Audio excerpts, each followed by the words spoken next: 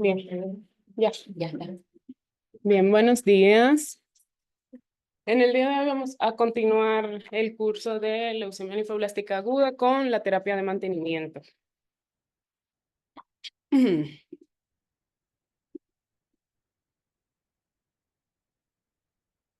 Bien, entonces, como hemos podido ver a lo largo del curso, la supervivencia global de la leucemia linfoblástica aguda ha ido mejorando, pues, en las últimas décadas y, pues, dependiendo de la región en la que leamos la bibliografía, pues, esta, pues, lo general supera algunos 95, otros más cercano al 80, pero en promedio, o en sentido general, supera el 90% la supervivencia global en los niños que reciben las terapias contemporáneas. Entonces, eso se ha debido a diferentes, pues, estudios o pues sí, estudios que han ido realizando diferentes fármacos que se han ido incorporando en las diferentes etapas del tratamiento.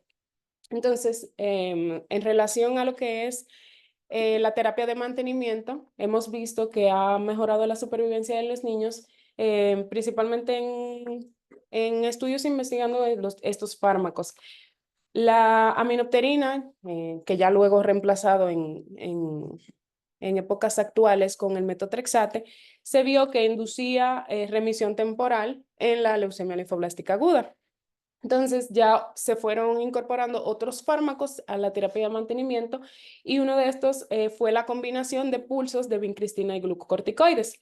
Cuando estos se incorporan en los pacientes en los que ya se había obtenido una remisión, se ve que aumentó las tasas de curación en sentido general en estos pacientes que ya habían recibido una terapia con altas dosis de metotrexate o lo que conocemos en algunos protocolos como consolidación. Entonces, con agregar estos pulsos de vincristina y glucocorticoides, se vio que aumentaron las tasas de curación. Pero ya luego, al final de estos estudios, se vio que incluyendo lo que es la 6-mercaptopurina y el metotrexate oral por 2 a 5 años, una vez terminada esa fase o alcanzando esa remisión, se vio que aumentaron las tasas todavía aún más de habiendo agregado ya dosis altas de metotrexate, los pulsos de vincristina y glucocorticoides, cuando finalizamos por mantenimiento con con mercaptopurina y metotrexate de 2 a 2 años y medio. Entonces, como hemos visto, para repasar ahí un poquito, el eje de la terapia de mantenimiento, en sentido general, el esqueleto de protocolo, tenemos una fase de inducción, consolidación y mantenimiento. El propósito de la fase de mantenimiento en estos pacientes es, pues, disminuir las tasas de recaídas una vez iniciado la remisión. Entonces, los fármacos principales o protagonistas que vamos a implementar en la terapia de mantenimiento son la mercaptopurina y el metotrexate. Ya un poquito más adelante vamos a hablar de los factores que influyen o cómo hemos ido llegando a pues esta duración que se ha establecido de aproximadamente 2 a 3 años dependiendo del protocolo y el papel que juegan, aquí nos pone ocasionales los pulsos de corticoides y vincristina porque algunos protocolos no lo contemplan ya en su mantenimiento o han tenido resultados no tan concluyentes de agregarlos estos. Entonces, como vemos aquí, pues esto es un poquito también el eje de la terapia de mantenimiento, como vemos, de 24 a 36 meses y lo que se basa es en quimioterapia de baja intensidad en un tiempo prolongado. Entonces, en las cosas que más debemos de enfocarnos durante la terapia de mantenimiento en nuestros pacientes es en la monitorización de los datos de toxicidad en el paciente y en la adherencia de los agentes quimioterapéuticos que se usan. Entonces, en un protocolo que se llevó a cabo por el COG, vio que principalmente la adherencia a los regímenes de mercaptopurina oral era el principal factor que iba a determinar el riesgo de recaída en los pacientes ya que iniciaban una terapia de mantenimiento ya con una remisión. Entonces, por eso es que estos son los dos pilares fundamentales por parte del personal médico o del médico de cabecera en guiar este paciente a la terapia de mantenimiento. Tenemos aquí este estudio en el cual que fue realizado por el Children Collaborative Group, en el cual se evaluó 42 ensayos con más de 12,000 pacientes, los cuales fueron randomizados, y en este se quería evaluar la intensidad y la duración de la terapia de mantenimiento. Entonces, en este, pues fueron como les menciono, más de 12,000 pacientes que se incluyeron, entonces se fueron randomizando los pacientes. Unos pacientes fueron a un grupo de ciclos cortos de mantenimiento y otros pacientes fueron a ciclos ya más largos de mantenimiento. 2 años frente a más de 3 años de mantenimiento. Entonces, ¿qué encontraron en este pues, estudio? Se encontró que una terapia de mantenimiento más prolongada no aumentaba la supervivencia global de estos pacientes. Entonces, una de las cosas que querían evaluar en este estudio es si aquellos pacientes, como veían que en el sexo o en el género masculino había una mayor tasa de recaída frente al género femenino, si en los niños que recibían una terapia más prolongada, pues disminuía el riesgo de recaída en estos. Entonces también se vio que no hubo diferencia entre niños y niñas sobre la duración de la terapia de mantenimiento en la supervivencia libre de eventos. También, bueno, entonces esto era enfocado en lo de que el sexo masculino históricamente se ha relacionado con un mayor riesgo de recaídas ya una vez iniciada la terapia de mantenimiento. Entonces, pues en diferentes estudios se han intentado diferentes estrategias para disminuir tanto la intensidad de las quimioterapias como la duración. Entonces, una de estas fue reducir la duración a menos de 18 meses. ¿Qué se vio en estos pacientes que recibían? Se vio que con los de 2 años, pues tenían una supervivencia global esperada o adecuada, entonces intentaron ya reducirla a menos de 18 meses. ¿Qué se vio? Que aumentaron las tasas de recaída en los pacientes.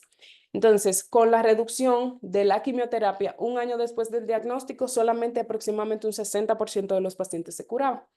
Entonces, el conjunto de esfuerzo de todos estos estudios es identificar qué subconjunto de pacientes sí podemos disminuir la terapia de mantenimiento y en qué pacientes entonces ameritan una terapia de mantenimiento un poco más prolongada. Entonces, en esto es que se basan pues, básicamente estos estudios.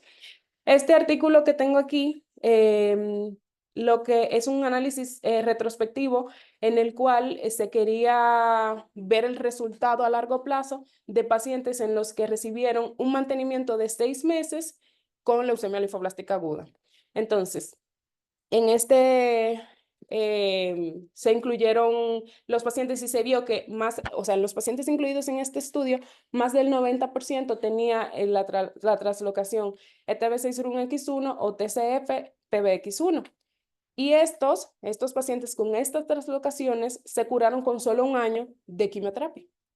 Entonces, lo que sí tiene como sesgo, o pues lo que hacen un hincapié en este estudio es que si bien es cierto, se vio que se obtuvo ese resultado, esas tasas de curación en estos pacientes con solo un año de quimioterapia, no se estratificaron según los resultados de la mínima residual de los primeros meses.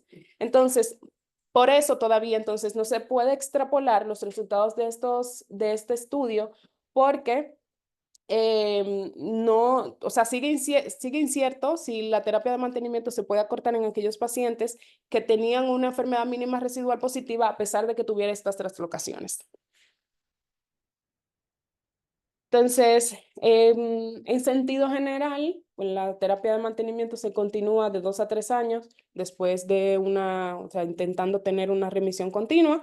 Como mencioné, en algunos estudios se intentaba tratar a los niños por un periodo más prolongado por las niñas. Sin embargo, no tenemos diferencia en cuanto a los resultados de supervivencia libre de eventos y supervivencia global según el sexo, manteniendo una terapia de mantenimiento por un mayor tiempo. Entonces, como vemos pues en sentido general, ampliar la duración por más de 3 años hemos visto que no mejora el resultado, sino que se ha asociado pues con segundas neoplasias y con disminución en la calidad de vida de estos pacientes. Entonces, ya habiendo visto un poquito lo que es el esqueleto de la terapia de mantenimiento, vamos a hablar brevemente de los fármacos principales que vamos a implementar, principalmente pues de forma oral, que son el metotrexate y la mercaptopurina. Entonces, como ya vimos en la clase anterior de metotrexate, solamente repasar un poquito, tenemos que el metotrexate lo que hace es que agota los folatos reducidos e inhibe pues toda esta cadena que vemos aquí, pues inhibiendo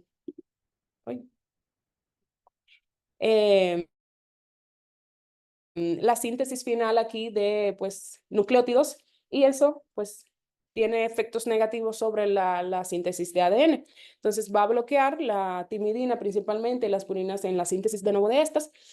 Importante que este se poliglutamina intracelularmente por la poliglutamato sintetasa y esto hace que tenga una retención intracelular y una mayor predisposición por lo que es la dihidrofolato reductasa, inhibiendo la misma y entonces inhibiendo ya, como mencioné, la síntesis de estas nucleótidos.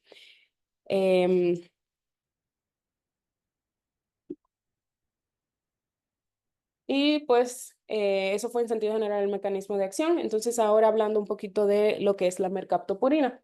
La mercaptopurina es un profármaco, entonces aquí vemos en este grafiquito, una vez ingerida la mercaptopurina pasa del espacio extracelular al espacio intracelular.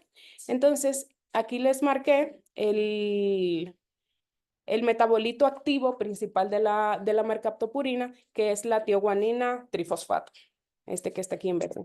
Para llevar de estas 6 mercaptopurina o del profármaco a esta tioguanina trifosfato, necesitamos principalmente de la acción de 2 enzimas, que son esta tiopurina metiltransferasa y el Nudix hidrolasa 15. Estas van a actuar en diferentes etapas o en diferentes metabolitos de lo que es la mercaptopurina. Ay, se me olvida. El tiopuril metil transferasa actúa pues en estadios más tempranos y transforma a metabolitos que pueden ser inactivos y activos, lo que inhibe la síntesis de purina y lleva a citotoxicidad. Y ya lo que es la Nudix hidrolasa, lo que va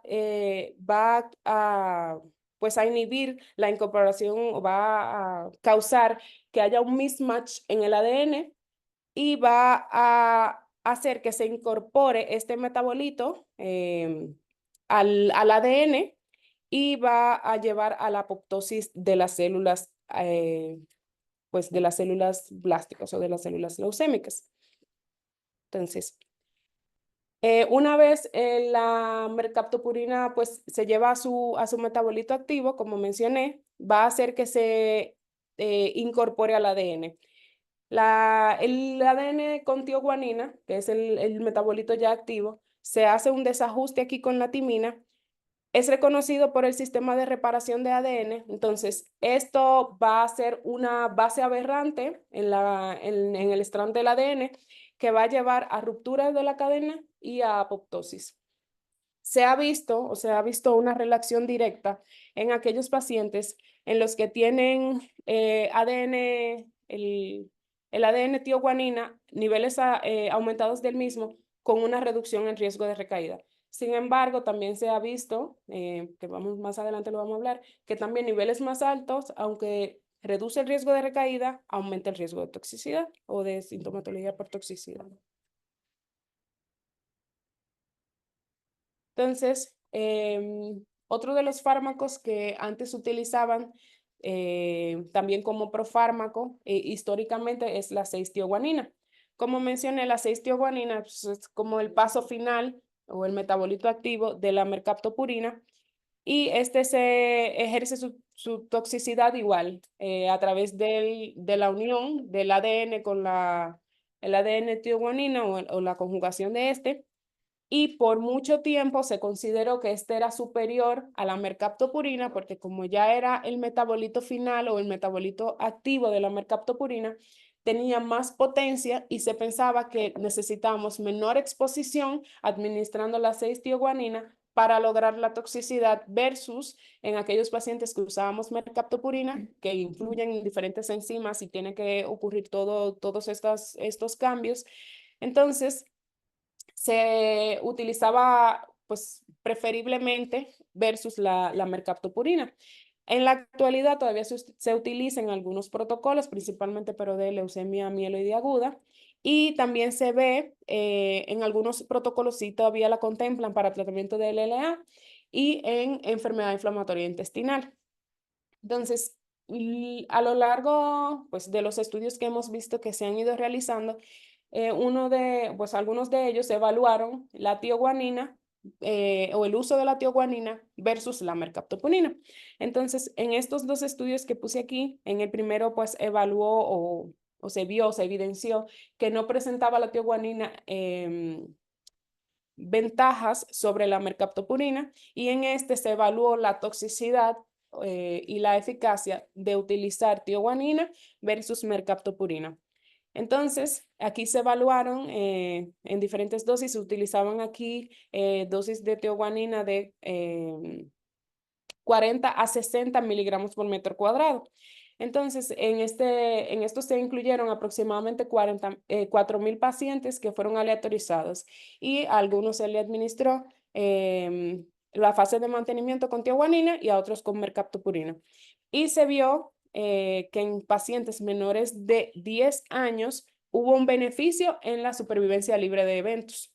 Sin embargo, en los pacientes mayores de 10 años se vio que aumentaron los efectos de toxicidad. Pero a pesar de que se observó ese beneficio en los pacientes que se usó tioguanina sobre la supervivencia libre de eventos en los menores de 10 años, no hubo beneficio sobre la supervivencia global. Entonces, como mencioné, uno de los pues, parámetros que tomamos, como es el ADN de tioguanina, y es un indicador directo de la actividad del fármaco.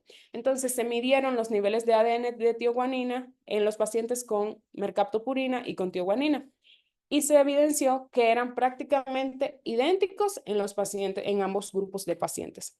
Entonces, como mencioné, en sentido general, se observó que los pacientes en los que se administraba la tioguanina tenían una hepatotoxicidad significativa, incluyendo la presentación de síndrome de obstrucción sinusoidal aguda en aquellos pacientes que se usó la tioguanina. Entonces, a través de estos estudios en los que se evidenció que pues, la toxicidad era mayor y los beneficios no impactaban la supervivencia global, entonces se fue desplazando el uso de la tioguanina hasta lo que hoy tenemos, que prácticamente todos los protocolos se utiliza la mercaptopurina.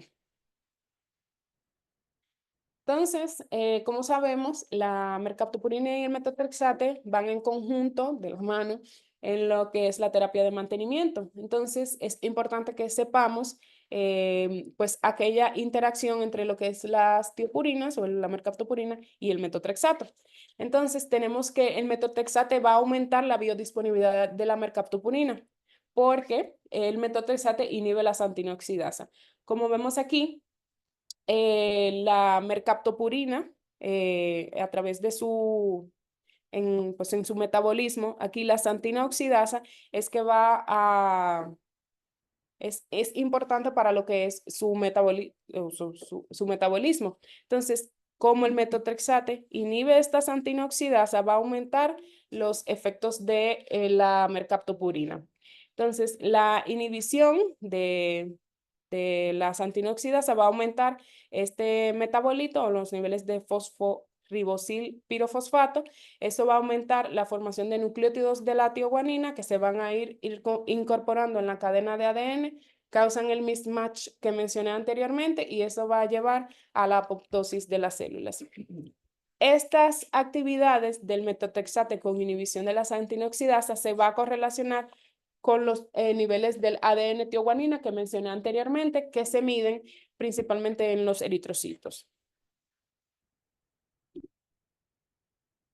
Entonces, hay en algunos protocolos que contemplan una estrategia de mantenimiento agregando pues la tioguanina al mantenimiento, o sea, mercaptopurina, metotrexate y tioguanina.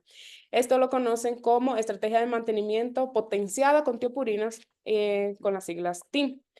Entonces, ¿qué se hace en o qué se busca agregando tioguanina ya a los regímenes establecidos con mercapto y metotrexate? Entonces ellos buscan que en estos pacientes, ya con el esquema con mercaptopurina y metotrexate, al adicionar la tioguanina, se aumenten los niveles de la ADN tioguanina que mencioné.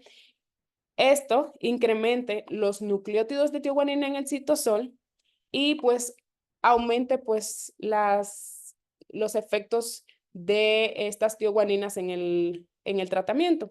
Entonces, el esquema que se propone en esta estrategia TIM lo que hace es que de forma inicial se añade la tioguanina en dosis bajas de 2.5 miligramos por metro cuadrado. Se utiliza metotrexate por 20 semanas y la mercaptopurina perdón, a 20 miligramos metro cuadrado y la mercaptopurina a 50 miligramos metro cuadrado. Así se inicia.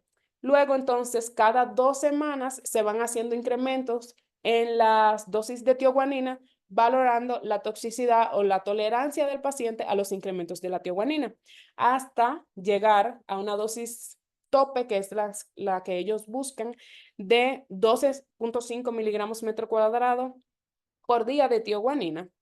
Entonces, esta estrategia, hubo un estudio realizado por Nofo en el 2008, en la cual se incluyeron 918 pacientes con la estrategia TIM. Entonces, se vio que en estos pacientes en los que se fue con este esquema de adición paulatina de tioguanina, aumentó los niveles del ADN tioguanina con una P estadísticamente significativa. Entonces, esos incrementos, ellos vieron que hubo una reducción en el riesgo de recaída versus los pacientes que no se le adicionó la 6-tioguanina de un 59%. Todavía está en estudios, hay otros estudios que pues no apoyan o no ven que haya pues un beneficio en adicionar tioguanina al ya establecido terapia de mantenimiento, pero me pareció interesante este approach que le dieron ahí en el NOF. Entonces, como hemos visto, las tiopurinas tienen diferentes pues, efectos adversos que debemos de monitorizar en la terapia de mantenimiento de los pacientes. Por lo general son bien toleradas, pero uno de los efectos adversos que más vemos con los pacientes es la mielosupresión. Es la toxicidad más común que nos va a limitar la dosis que vamos a implementar de la mercaptopurina. La farmacogenética va a influir mucho, vamos a hablar un poquito más adelante, del riesgo de mielosupresión o de toxicidad en los pacientes que usamos tioguanina. Y otro de los efectos adversos que podemos ver en los pacientes que utilizan la mercaptopurina es la hepatotoxicidad. Por lo general, la hepatotoxicidad suele ser leve, con elevación de transaminasas por lo general debajo de 3 veces el límite superior y pueden presentar hipoglicemias. Hubo una estrategia que también vi que fue coadministrar alopurinol en los pacientes que han presentado hepatotoxicidad por mercaptopurina. Entonces se ve que con el alopurinol, como inhibe la actinosidasa, reduce el riesgo o reduce los metabolitos activos de la mercaptopurina y pues inhibe o disminuye la hepatotoxicidad y la toxicidad gastrointestinal en aquellos pacientes que presentan datos severos o que se necesita limitar mucho la dosis o suspender mucho las dosis de mercaptopurina en la terapia de mantenimiento. Que se ha visto que en esos pacientes que se coadministra alopurinol, por lo general, de todas formas, se querían disminuir mucho la dosis de mercaptopurina y que esto impactó de forma, pues, negativa lo que es la recaída, o sea, no se sabe qué impacto tiene específicamente sobre la recaída. Y uno de los efectos adversos, pues más temidos, digamos, del uso de las tiopurinas es el síndrome de obstrucción sinusoidal. El síndrome de obstrucción sinusoidal se conoce como una hepatotoxicidad severa que está ocasionada por una alteración en la microcirculación del hígado. Este, por lo general, se reporta con poca frecuencia y suele responder con un manejo conservador. Hay algunos estudios o algunos ensayos en los que se vio que del 10 al 25% que recibieron tioguanina experimentaron el síndrome de obstrucción sinusoidal y el 2,5% desarrolló hepatotoxicidad crónica con el uso de la tioguanina. Entonces, esto apoya los hallazgos que se vieron en estudios anteriores en los que se desalentaba el uso de tioguanina como primera línea en mantenimiento. Estos efectos o este síndrome es dependiente de la dosis. A mayor dosis, pues mayor probabilidad de presentar estos datos de hepatotoxicidad severa. Y como mencioné, en el estudio que realizó NOFO, el estudio piloto TEAM, en el que se utilizó mercaptopurina y tioguanina, no se reportaron efectos hepáticos graves y no asoció en este estudio aumento de la incidencia de hepatotoxicidad o de trombocitopenia cuando se combinaba la tioguanina con la mercaptopurina. Entonces, como mencioné, una de los pilares o de las cosas fundamentales que debemos de tener en cuenta en la terapia de mantenimiento es monitorizar lo que son los parámetros de toxicidad y de respuesta al tratamiento durante el mantenimiento. Entonces, como mencioné, pues la mercaptopurina en los protocolos, las dosis iniciales van de un 50 a un 75 miligramos por metro cuadrado y de metotrexate de 20 a 40, dependiendo del protocolo, miligramos metro cuadrado. Estas dosis se pueden, o lo ideal es ajustar las dosis para alcanzar un grado objetivo de mielosupresión en el paciente. ¿Cómo vamos a monitorizar este grado objetivo de mielosupresión? Pues principalmente con el recuento de glóbulos blancos y el conteo absoluto de neutrófilos. De estos dos, el conteo absoluto de neutrófilos es el predictor más significativo de recaídas en los pacientes que vemos con conteos absolutos de neutrófilos persistentemente disminuidos. Sin embargo, no hay todavía un consenso internacional sobre las estrategias de titulación de las dosis en los pacientes en terapia de mantenimiento. Sin embargo, hay algunos estudios que han asociado o han encontrado una relación entre la intensidad de la dosis con la supervivencia libre de eventos, pero pues no se ha confirmado como mencioné anteriormente. Entonces, la dosificación en los pacientes en terapia de mantenimiento debe de ir dirigida a disminuir las toxicidades y disminuir el riesgo de segundas neoplasias.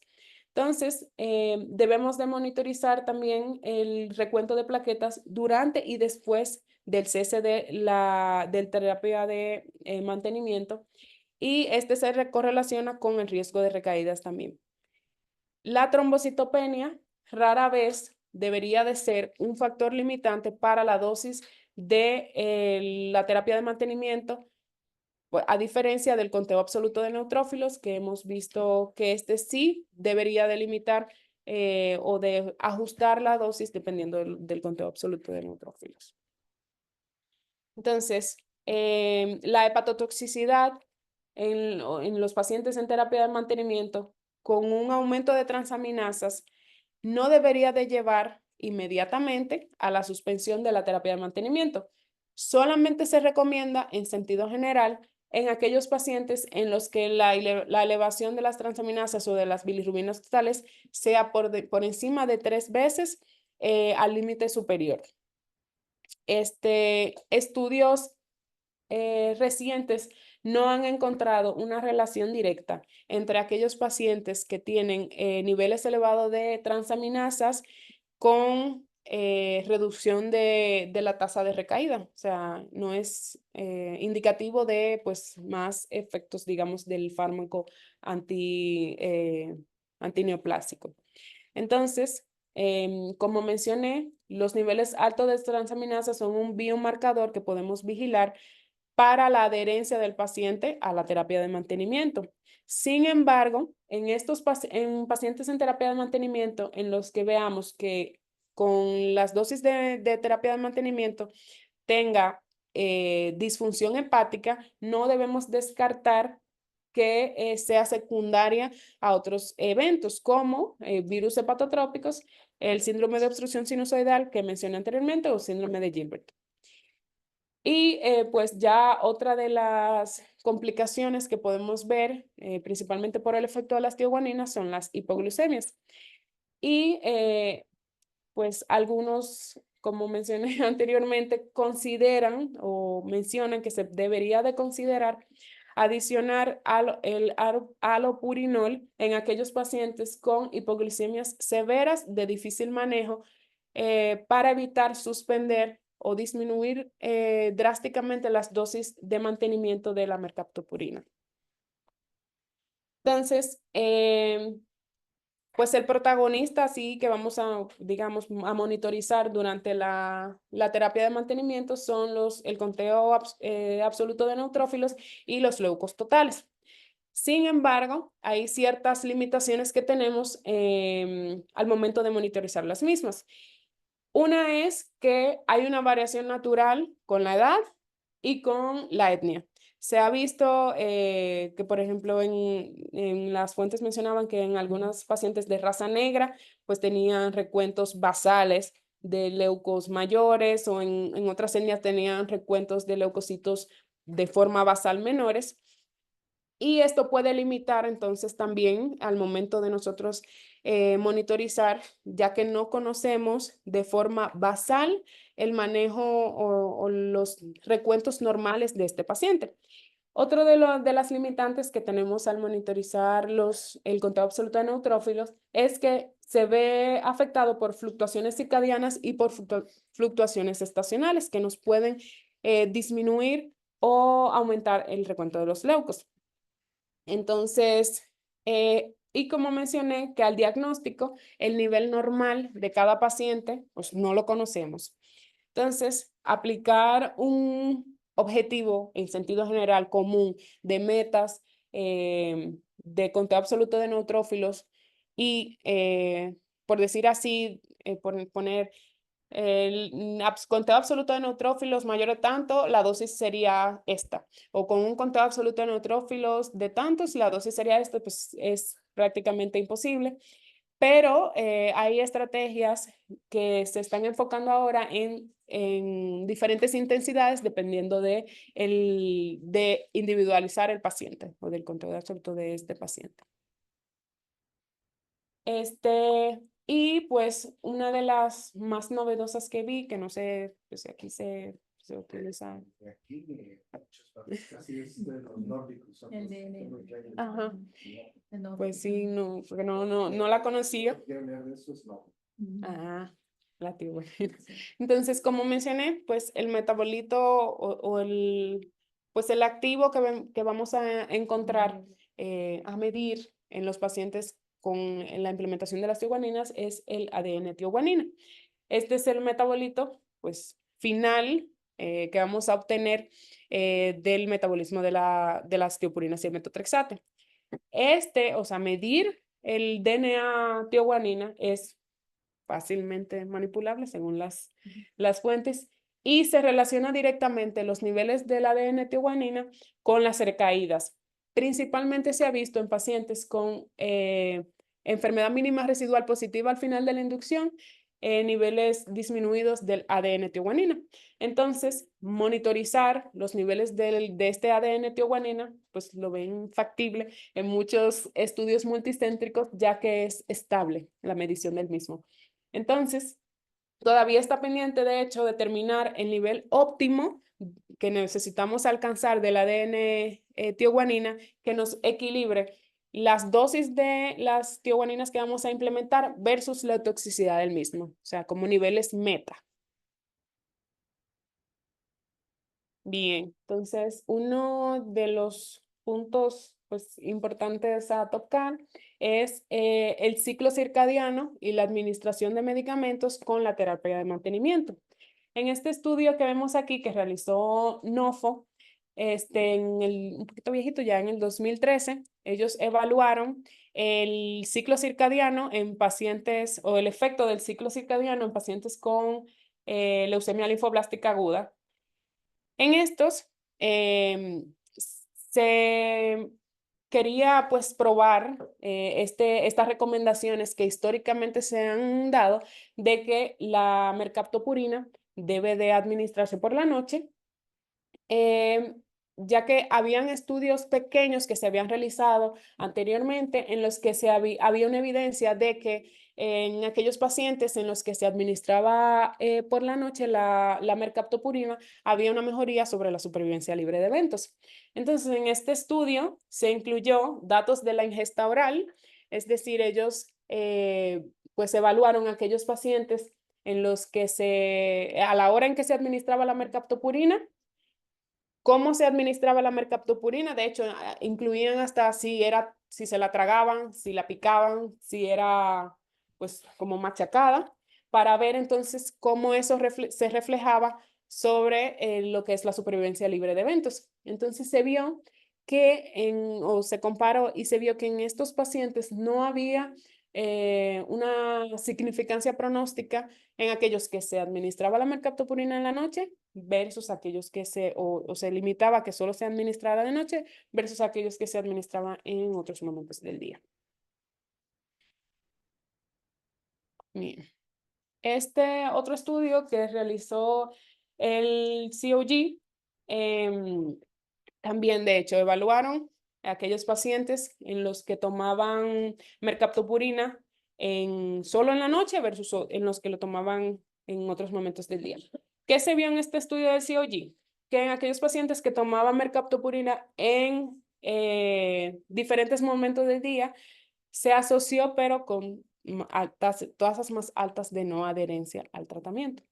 Pero en los pacientes no hubo una asociación entre el momento de la ingesta de la mercaptopurina y el riesgo de recaída. Entonces, como que la recomendación final de este estudio es que sí se recomendaba que se especificara una hora, pero más por el riesgo de no adherencia al tratamiento, de que se deje libre a libre demanda. Exacto. Pero este estudio me llamó la atención. Es un estudio que realizó el Children's Oncology Group, en el que se evaluó los hábitos de ingesta, los niveles de los nucleótidos de la ADN tioguanina y el riesgo de recaída en pacientes con leucemia linfoblástica aguda. Entonces, ¿qué evaluó similar al que mencioné anteriormente? Evaluó si el paciente lo ingería con o sin alimentos, pero de estos alimentos realizaron un subgrupo de si se administraba con o sin lácteos y el horario de la ingesta. La cápita de que se desalentaba el consumo de la mercaptopurina con los lácteos va en que, como les mencioné, el mecanismo de acción, la xantinoxidasa inhibe la formación de estos metabolitos activos de la mercaptopurina y los lácteos son ricos en xantinoxidasa. Entonces, por eso es que no se recomendaba el consumo con los lácteos. Y en este estudio, aquí como vemos, déjenme acercarlo un poquito. Los dividieron pues aquí vemos 3 diferentes grupos. Aquellos que se evaluó los que no ingerían con alimentos y los que sí ingerían con alimentos. los que no ingerían con lácteos y los que sí ingerían con lácteos, y los que se tragaban la píldora completa y los que la ingerían pues molida o en pedacitos.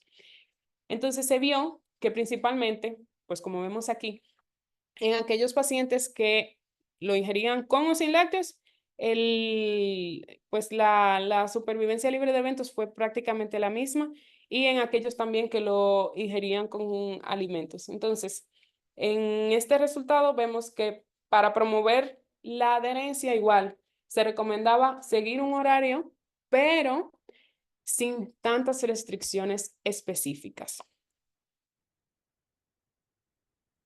Entonces, también un poquito hablando de la comedicación, como es una terapia de larga duración, de aproximadamente 2 años en los pacientes, es importante que tengamos en cuenta la comedicación y cómo esto puede afectar la farmacocinética y farmacodinámica del metotrexate y de la mercaptopurina. Importante, por ejemplo, en estos pacientes, realizar profilaxis contra neumonía por neumocistis giroechi con trimethoprim sulfamethoxazol. Pero se ha visto que el trimethoprim sulfamethoxazol aumenta la mielotoxicidad y conduce a que haya que realizar reajustes o disminución de dosis de mercaptopurina. Sin embargo, se ha visto que en estos pacientes, a pesar de que aumenta la mielotoxicidad, la administración de neumocistis giroechi, esta no afecta la supervivencia libre de eventos en los pacientes en los que se administra, por lo que siempre se recomienda administrar profilaxis de 2 a 3 días a la semana en todo paciente en terapia de mantenimiento para prevenir esta neumonía. Y bueno, ya hablamos pues de los dos protagonistas de lo que es la terapia de mantenimiento, que son el mercaptopurina y el metotrexate. Sin embargo, importante mencionar los pulsos de vincristina y esteroides que se contemplan en algunos protocolos. Entonces, aunque se usa ampliamente estos pulsos de vincristina en combinación o sin esteroides, algunos ensayos han demostrado que previene la recaída.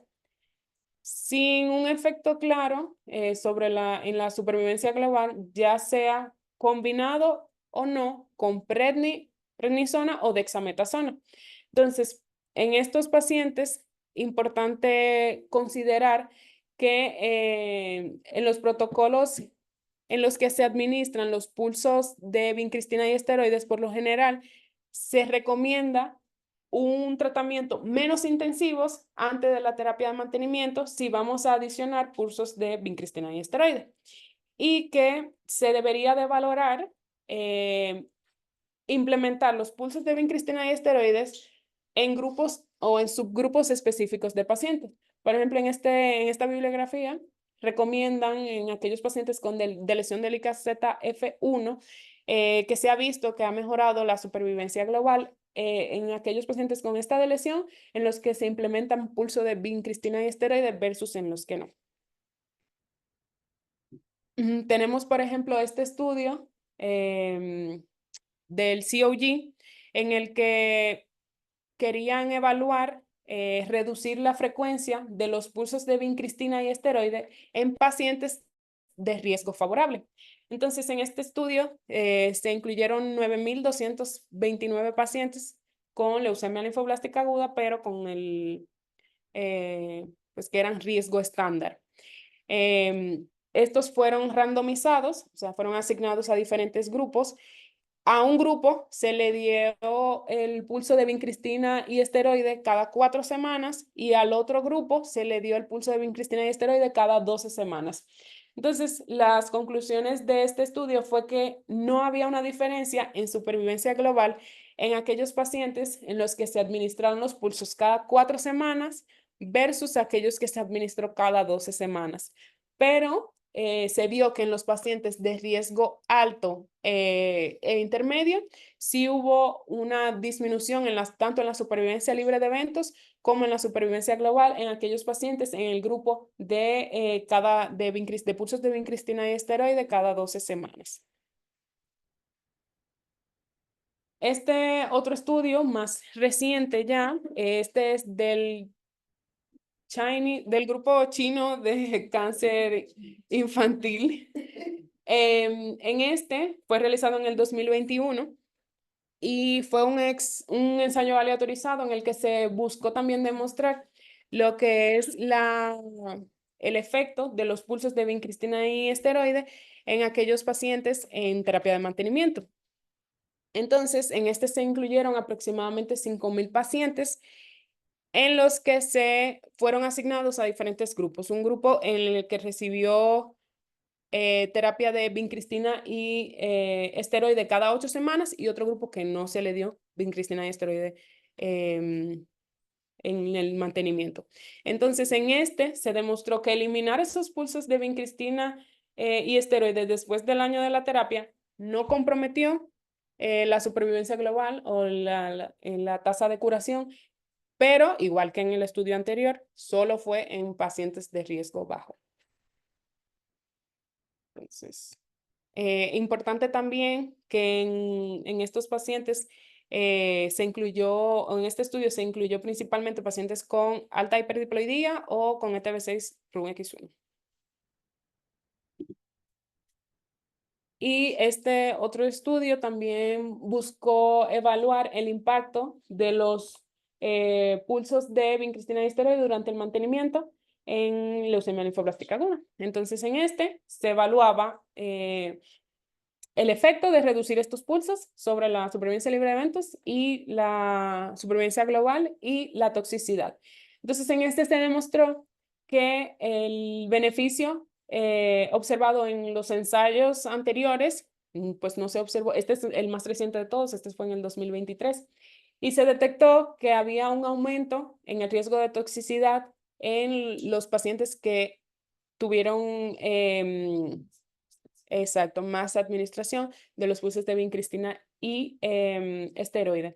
Entonces, como recomendación, pues nos dan como recomendación que disminuir o eliminar los pulsos probablemente no afecte el riesgo de supervivencia o recaída. Sin embargo, sí se vio que reduce significativamente la toxicidad en estos pacientes ya en mantenimiento. De nuevo, pacientes de bajo riesgo.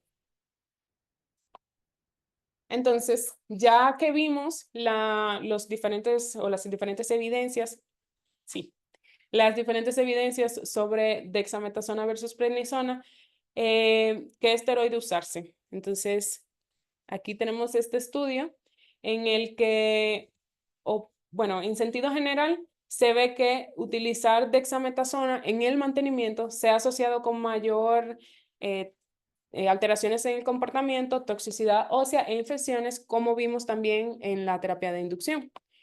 Y en este estudio, pues interesante que se realizó en el 2016, fue un estudio doble ciego en el cual se intentó disminuir los efectos de la dexametasona adicionando hidrocortisona en cada pulso o en cada ciclo en el que se administraba la dexametasona.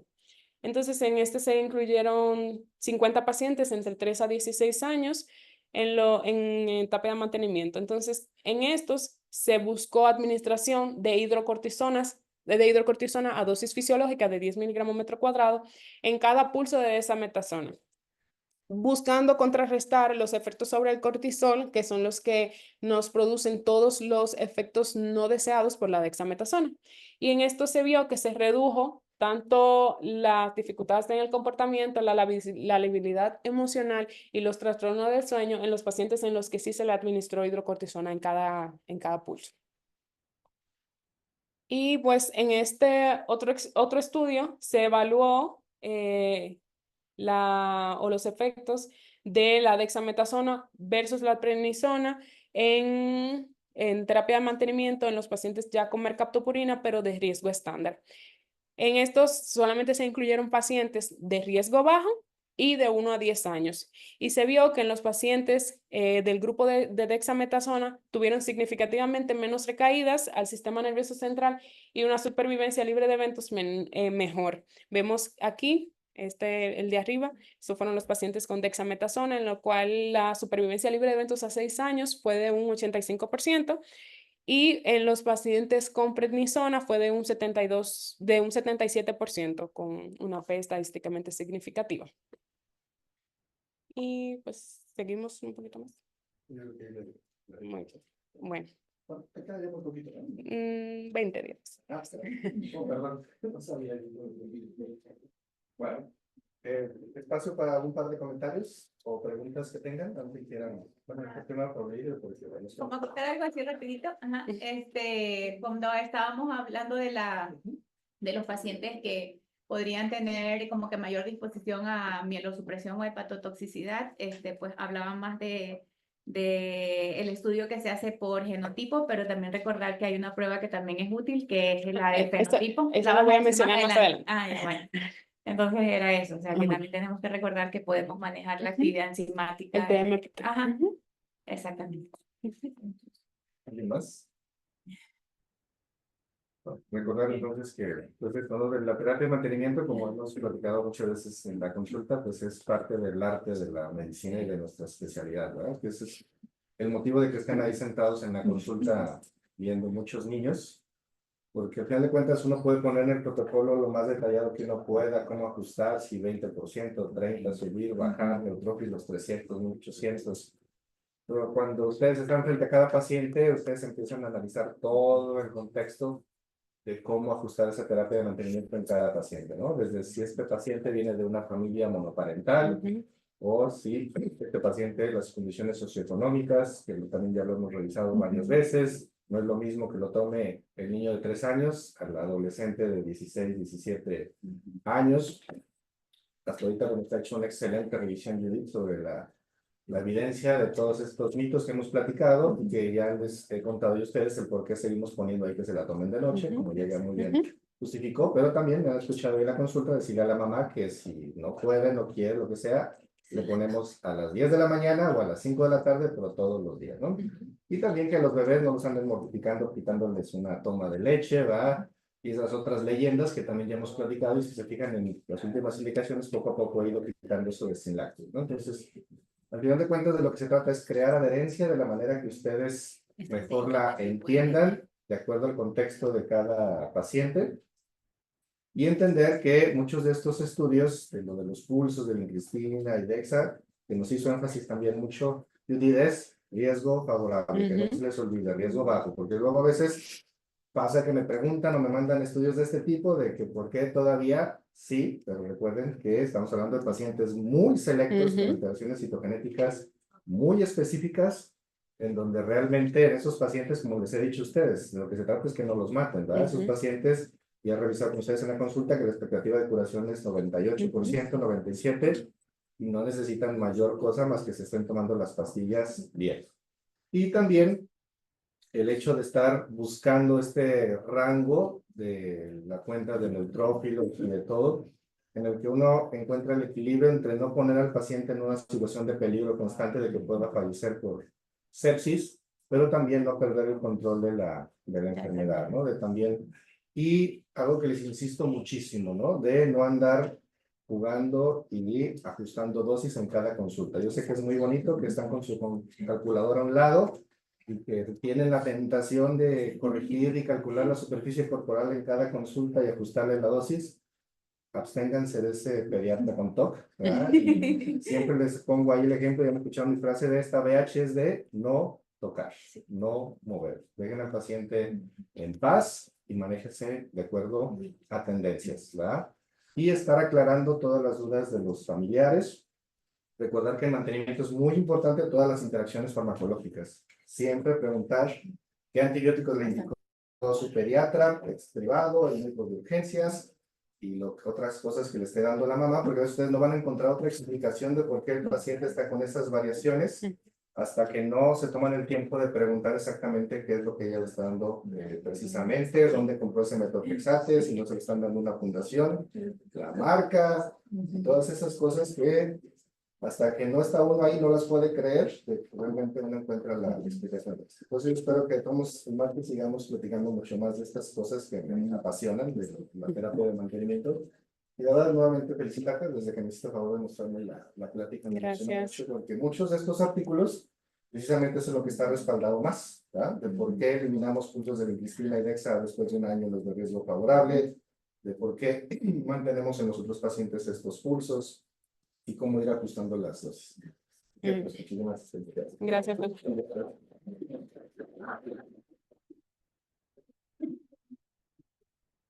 Justo tocaba esa después. Ah, bueno, sí. Es que es demasiado. No se puede.